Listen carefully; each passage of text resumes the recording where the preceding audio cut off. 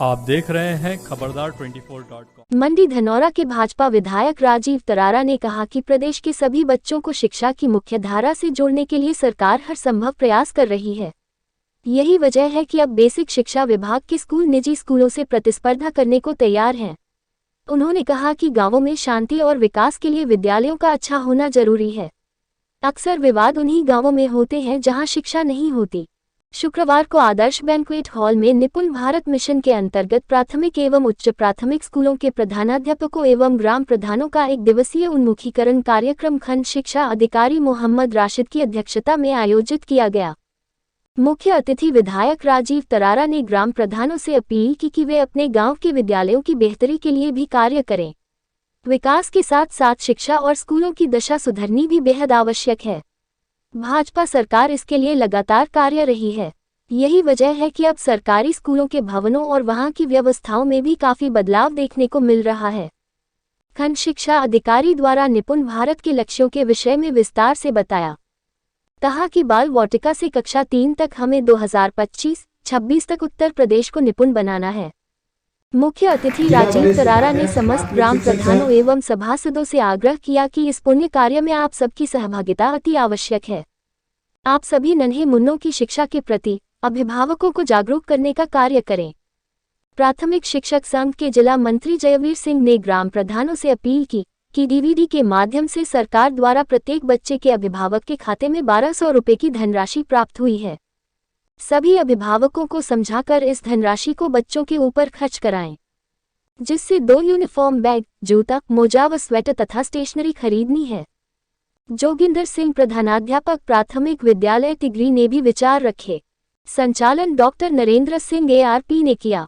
बैठक में ग्राम प्रधान सत्येंद्र चौधरी, सुमित कुमार, कुसुमलता, शिवनाथ सिंह, डॉक्टर पृथ्वी सिंह, रेखा रानी, अशोक कुमार, कुलवंत सिंह, संजीव कुमार, ब्रिजपाल सरन, मोहम्मद यासीन, भोला खान, पंकज शर्मा, महेंद्र सिंह, कमल कुमार शर्मा, रणवीर सिंह, जितेंद्र सागर, ममता रानी, नीलिमा जायसवाल, कविराज सिंह, संगीता सिद्धू, अमित कुमार, सीमा रानी, कोमल चौधरी, मिथिलेश कुमारी, सुभाष सिंह, लाल बहादुर, राघवेंद्र सिंह, अजय सिद्धू आदि रहे। खबरदार 24.com के लिए नवनीत अग्रवाल।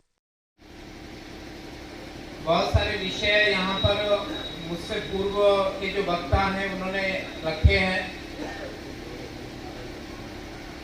क्योंकि शिक्षा के लिए हर एक स्तर पर प्रत्येक सरकार अपने अपने तरीके से कार्य करती आई है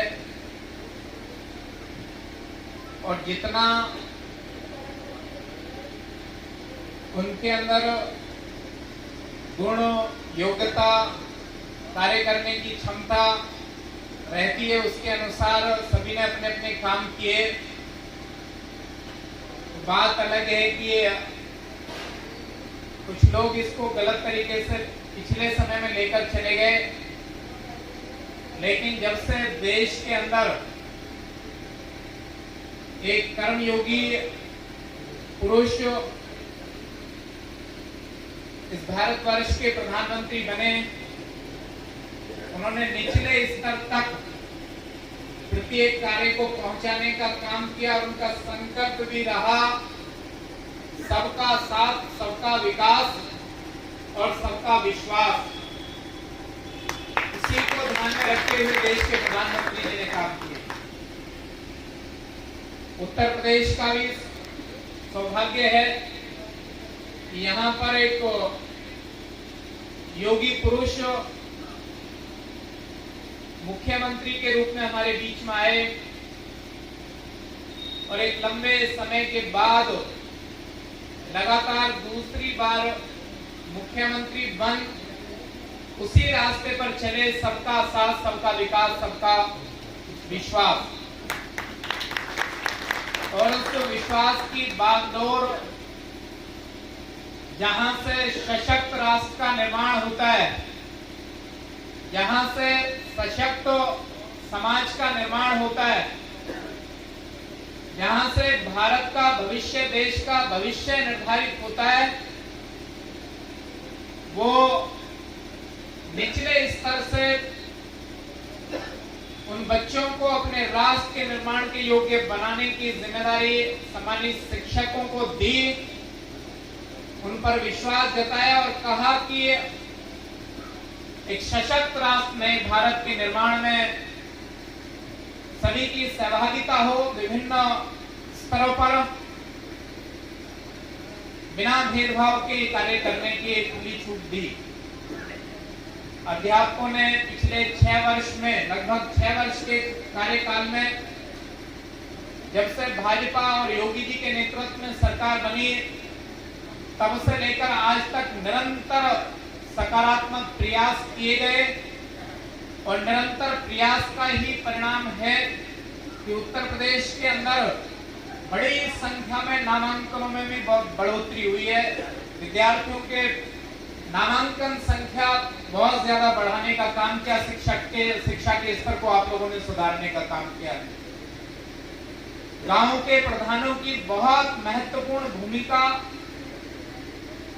क्योंकि शिक्षा समिति की पूरी जिम्मेदारी वहां के विद्यालय उस मजबूती के लिए, उसको सुंदर सुदृढ़ बनाने के लिए, उसके विकास के लिए, उसकी कायाकल्प करने के लिए टायर्स, टॉयलेट्स, बाउंड्री, जो आवश्यकता की चीजें और फर्नीचर, कुछ हमारे सम्मानित प्रधानों ने वहां पर कराने का काम किया और शेष जो बचे हैं उस सब में भी आपकी सहभागिता हो, इस सब के लिए एक प्रयास किया जा रहा है। विभाग के द्वारा भी आपसे निरंतर संपर्क, वहां के प्रधानाचार्य, इंचार्ज अध्यापक को इसके लिए संपर्क कर रहे हैं, क्योंकि गांव जब पढ़ा लिखा होता है, गांव के अंदर शिक्षा होती है, तो वहां बहुत सारी नकारात्मक चीजें बाहर चली जाती है। अक्सर झगड़े होते हुए, विवाद होते हुए उन्हीं गांवों में देखा जाता है जहां पर शिक्षा का अभाव होता है। लेकिन जब शिक्षा हमारे अंदर आ जाती है, उसी के साथ बौद्धिक विकास भी होता है। बौद्धिक विकास होता है तो उसके सोचने की क्षमता भी विकसित होती है, फिर वो सही और गलत दोनों पक्षों पर विचार करता है और निर्णय बहुत सोच समझ कर लेते हैं। तो इसलिए गांव में शांति, गांव के विकास के लिए विद्यालयों का अच्छा होना बहुत जरूरी है।